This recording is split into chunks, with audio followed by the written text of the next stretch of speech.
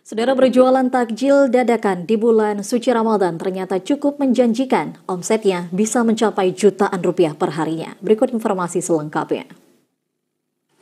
Bulan yang penuh berkah ini dapat dirasakan oleh para penjual dadakan seperti pedagang takjil, penjual kue lebaran, penjual parsel, dan lain sebagainya di Kecamatan Jaya, Aceh Jaya.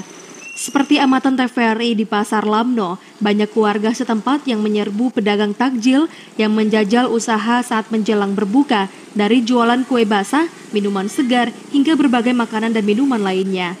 Para warga setempat banyak membeli takjil untuk dibawa pulang ke keluarga sebagai menu berbuka di rumah mereka masing-masing. Kendati demikian, informasi didapatkan dari para pedagang bahwa tetap ada kendala yang dihadapi penjual menu takjil dadakan. Itu kalau hujan pasti kurang pembeli sehingga ada sisa makanan yang tidak laku.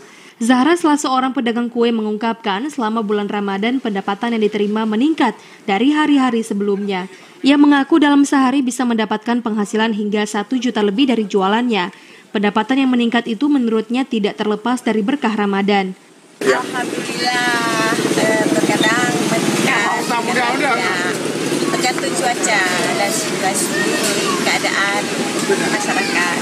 Kalau dalam beberapa hari ini melosot, karena mungkin keadaan kita sudah pertengahan 15 Ramadan, mungkin orang udah uang buat magang ke depan menyambut lagi. Ia pun berharap usahanya bisa laku hingga Lebaran Idul Fitri, karena kebiasaannya memasuki hari ke-16 Ramadan, banyak warga yang tidak lagi memburu takjil, namun lebih mempersiapkan untuk Lebaran seperti membeli pakaian, kue kering, hingga kebutuhan rumah tangga lainnya. Dari Aceh Jaya, Musliadi, TVRI Aceh melaporkan.